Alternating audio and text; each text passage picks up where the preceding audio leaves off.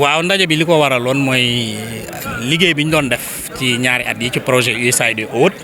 loo xam ne nii bànqaas la bu bokk ci USAID ci jàppale ak liggéey bi muy def ak ministère de la santé ñu nekk suñu deuxième année de mise en œuvre ñu daje pour liñ liggéey ci at bi ñu tënk ko saytu ko xool lan lañ ci continuer ak lan lañ ciy jubbanti waaye tamit ñu wax suñu li nekk suñu njëlbeen maanaam troisième année bi lan lañ nar a def loolu nag ñu ànd ko ak ministère de la santé mais ànd ko également avec les directions régionales de la santé et les districts ñi nga xam ne nii ñoom la ñuy liggéeyal. waa gox yi ñuy liggéey ci orientation USAID ak ministère de la santé ñi ngi travailler ci juróomi région mooy Diourbel Tambacounda Kédougou Kolda et Sédhiou. juróomi région yooyu aussi dañuy travailler ak directeurs régionaux de la santé yi ak services yi nga xam ne ñoom ñoo leen ëmb yëpp pour ñoom chaque année ñu ne lii lañ bëgg a def ensuite ñun ñu ñëw jàppale leen jox leen ay subventions ci plan yi ñu développé ñu xool ñoom nan lañ koy mettre en œuvre bu ñu mettre en œuvre ba pare nag dañuy ñëwaat ñu dajewaat ñu xool saytu lan lañ ci def at bii ñu romb jël nañ benn enveloppe bu toll ci 5 milliards yi nga xam ne nii mi ngi jëm ci wér-gu-yaramu jigéen xale mais également jëm ci xeex sibbiru mais également ci nutrition ci wàllu également ndox bu set ak lekk bu set loolu yëpp ñoom ñu ci liggéey def des plans yoo xam ne nii dina leen permettre ñu wàññi faatu ci ëmb ak imbi mais également faatu ci sibbiru ak feebar yi nga xam ne dañu mel ni moom. waaw at yu ñuy jëm koppar yu toll noonu la ñuy joxe. Mais dafa am liñ ci def rek mooy dafa am plusieurs types de subventions am na ay subventions de base yoo xam ne mooy tax ñuy def seen activités yi mais ren li ñuy gën a fësal mooy ñoo xam ne ni dañuy génne coppite ci liñ doon def li tubaab di waxee innovation maanaam joxe projet boo xam ne nii da nga koy tënk te appel à candidature la ku nekk mën nga ci joxe ñu def fa benn enveloppe boo xam ne nii dina permettre ñu koy soumettre ñoom ñu dérouler projet boobu te projet yooyu dañuy yaakaar ne su amee coppite ci liñ daan def niñ doon def mu am ci coppite dina mën a am njeexintal ci askan wi maanaam ci seen wàllu wér-gu-yaram. waa loolu moo tax sax ñoom ñu koy wax naan daa wàññeeku parce que c'est juste un cadrage boo xam ne nii subvention de base yi moom lañ xaw a wàññi tuuti lii ñu jëm ko dugal ci ay subventions innovantes mais am na aussi ni ñu commencé woon nga xam ne deuxième année bi dañu jëloon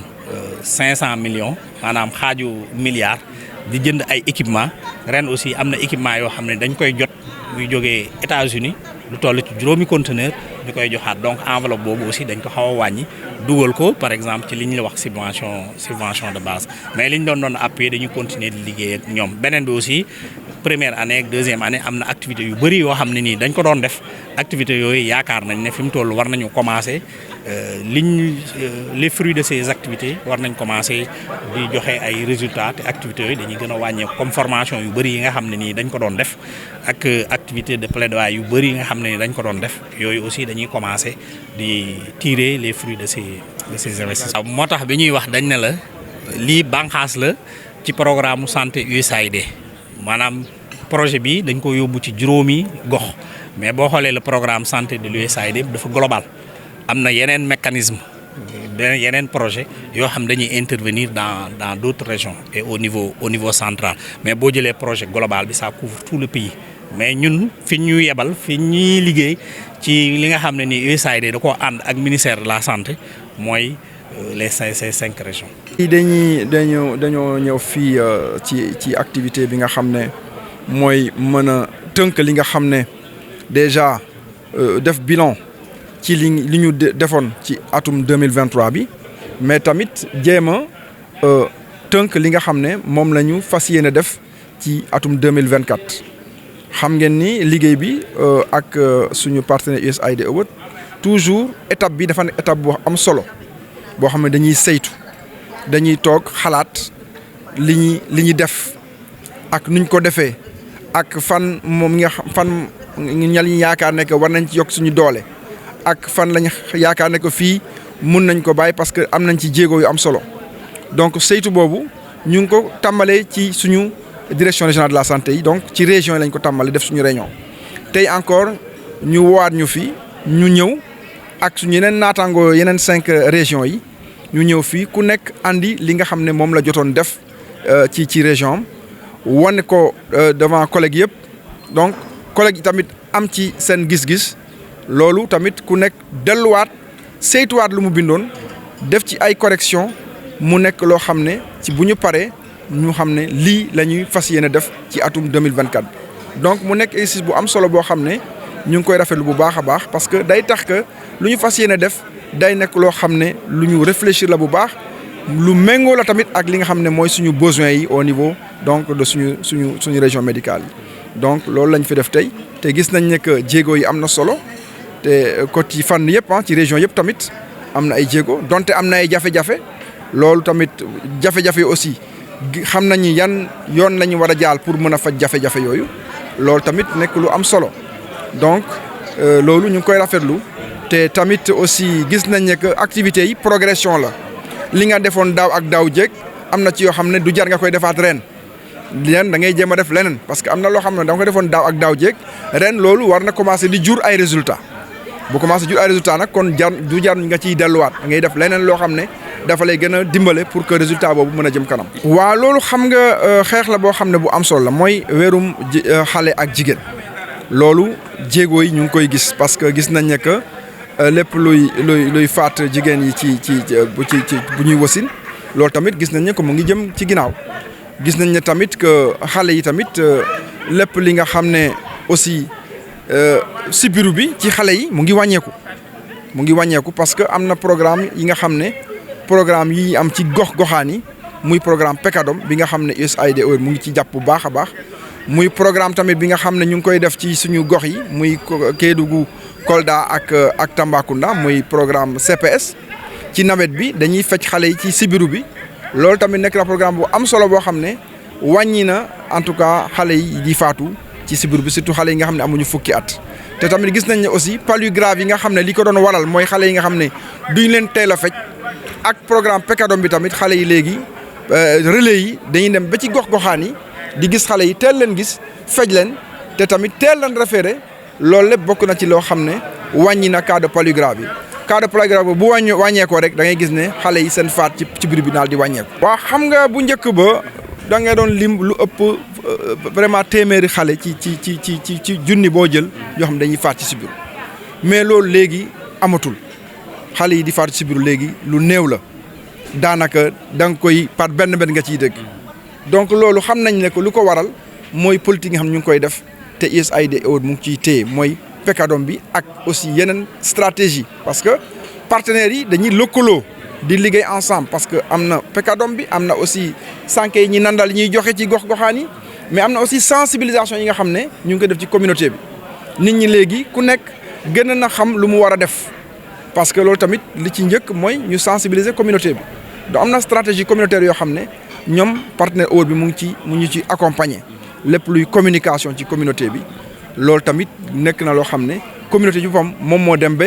approprier wu yenn stratégie yi wax nañu fi sax affaire problème ndox mi xam ngeen ni ci gox-goxaan am na ci gox yoo xam ne ndox bu ñu doon naan taxu ko sell noonu donc loolu tamit ak suñu brigade d'hygiène yi aussi am na ay jéego ñu ci def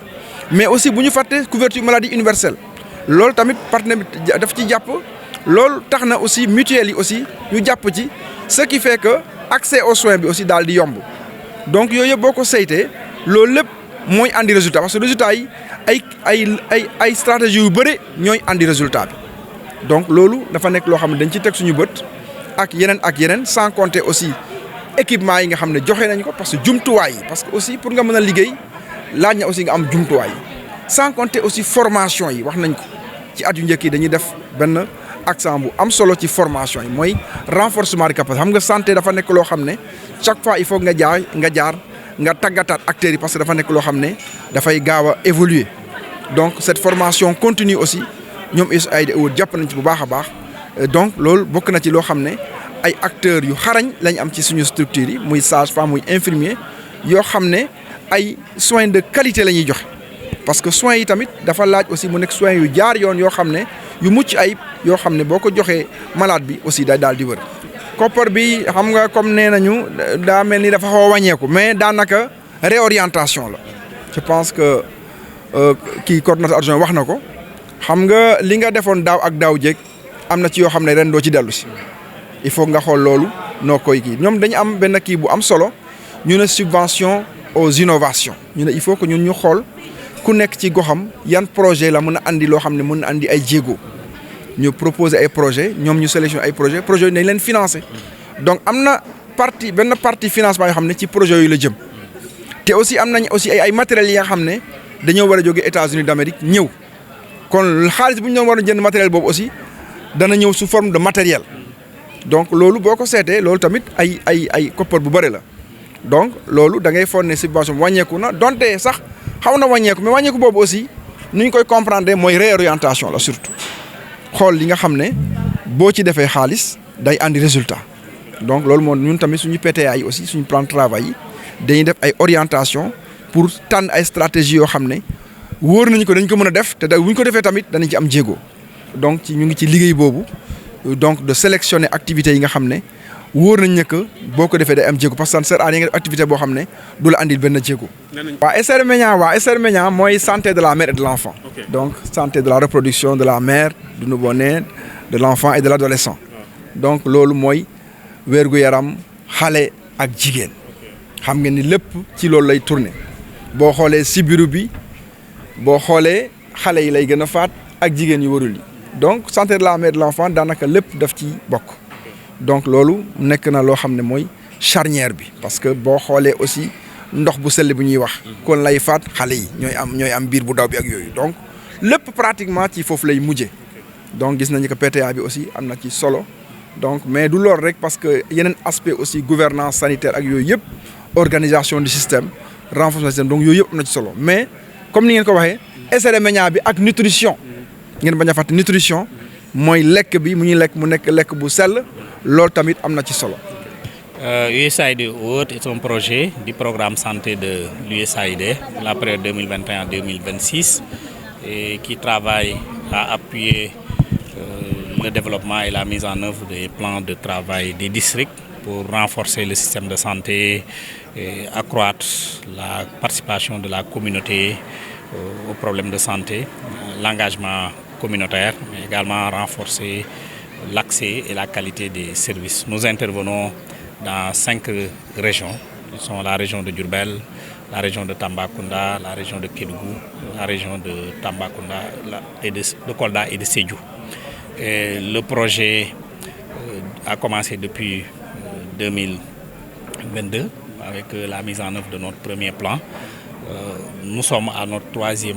plan de travail. Et nous sommes réunis avec les directions régionales et les districts pour faire la revue des activités de la 2e année, mais également nous projeter pour la planification de la 3e année. Nous travaillons à améliorer l'état de santé des populations, particulièrement à la réduction de la mortalité maternelle, néonatale et infantile, mais également la lutte contre les grandes endémies telles que le paludisme. La particularité de ces régions, ces indicateurs sont assez faibles. Il y a beaucoup de décès maternels, néonatales dans ces régions. Nous avons beaucoup de cas de paludisme dans ces régions. Et à travers les PTA que nous appuyons, les plans de travail que nous appuyons dans ces régions, nous travaillons à améliorer l'accès aux services de santé de la mère, de l'enfant, du nouveau-né, également les services de lutte contre le paludisme, la nutrition, mais également l'eau, l'hygiène et l'assainissement afin de réduire les cas de maladie. Nous travaillons à travers plusieurs approches de financement. L'essentiel des financements, c'est à travers des subventions qui sont octroyées aux directions régionales et aux districts.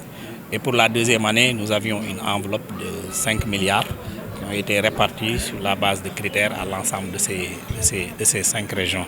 Et au-delà de ces subventions qui visent à appuyer les PTA, nous avons des subventions sur des projets innovants qui sont soumis par appel à candidature et qui sont validés, qui seront mis en œuvre dans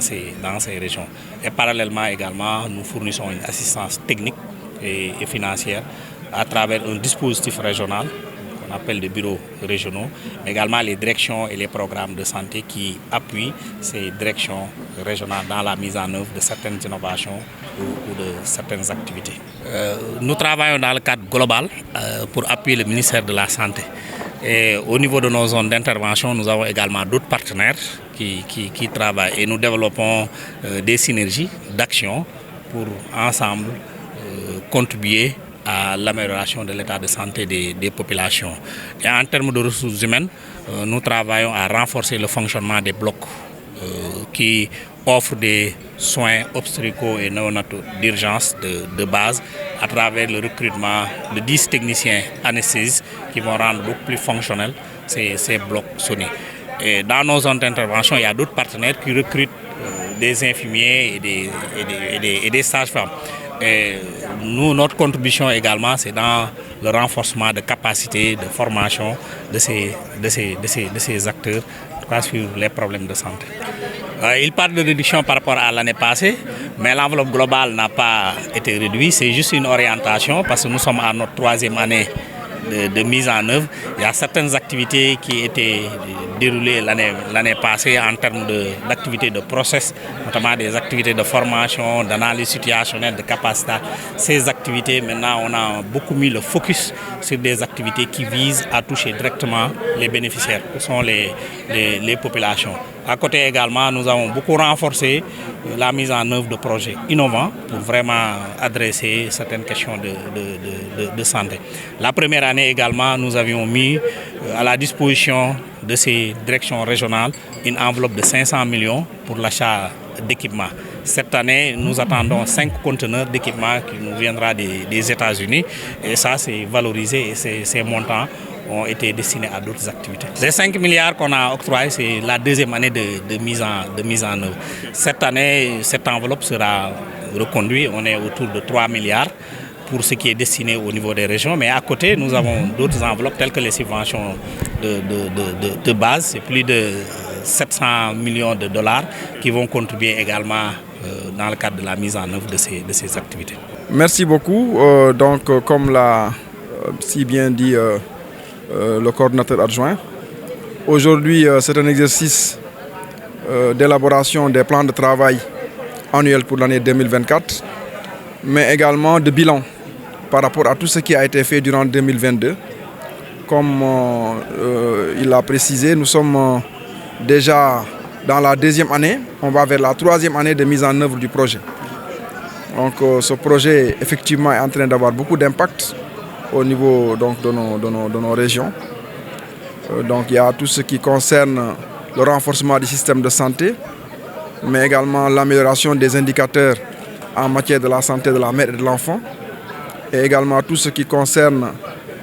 l'adhésion aux mutuelles de santé, donc notamment la couverture maladie universelle, également les aspects liés à l'hygiène, on l'a rappelé, mais également peut-être un autre point aussi, le secteur privé, son implication dans le système de santé. Donc autant d'aspects aujourd'hui qui sont appuyés par ce partenaire USAID au niveau de nos régions. Et donc nous avons mis beaucoup le focus dans les premières années sur tout ce qui concerne le renforcement du système de capacité des acteurs, aussi bien au niveau du système de santé lui-même qu'au niveau carrément de la communauté, mais également des activités de plaidoyer qui ont été menées pour amener la communauté elle-même à s'approprier certaines interventions. Donc c'est un processus en tout cas tout à fait huilé aujourd'hui. Nous avons à la suite du partage des différents en tout cas rapports, nous avons vu les progrès qui ont été réalisés dans les différentes régions d'intervention.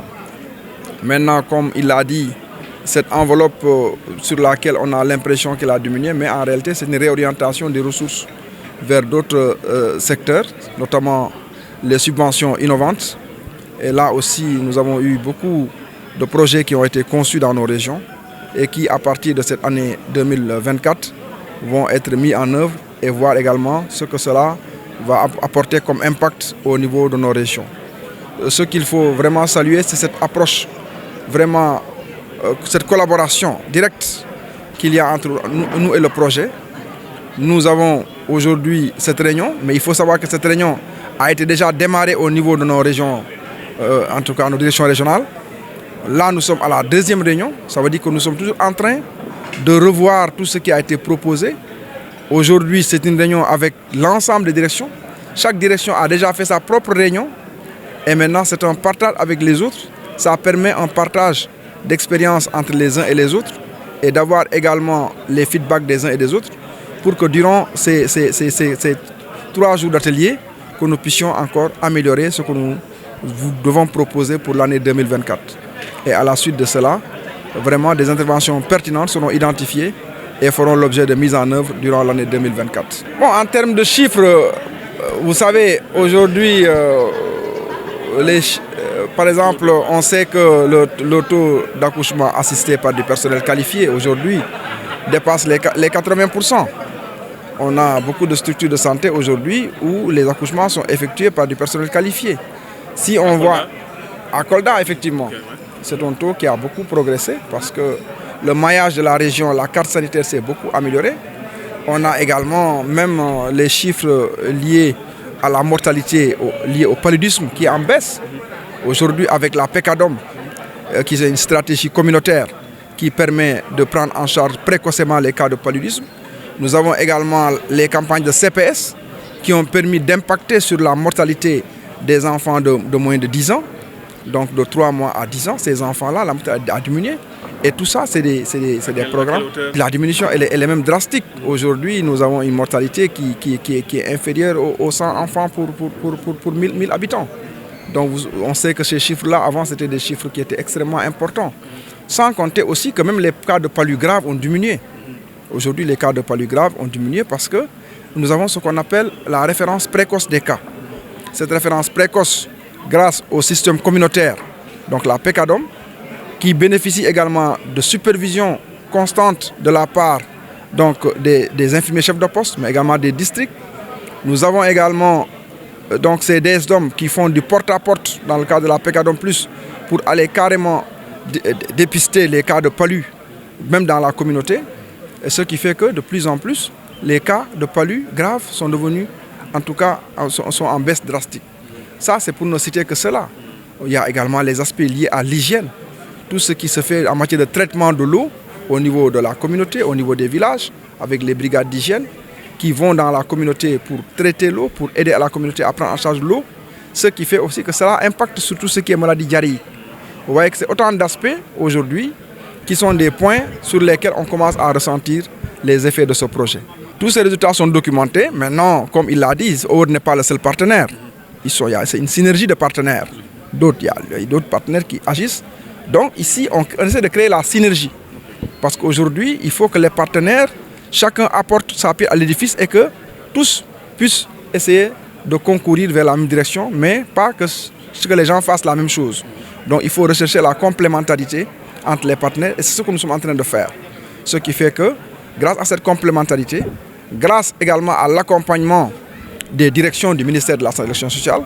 donc, qui également sont accompagnés par le projet OWOD, parce que ce projet appuie depuis donc, les directions régionales jusqu'au niveau central. Et ça veut dire que donc, tout le monde parvient à impacter sur les résultats au niveau opérationnel.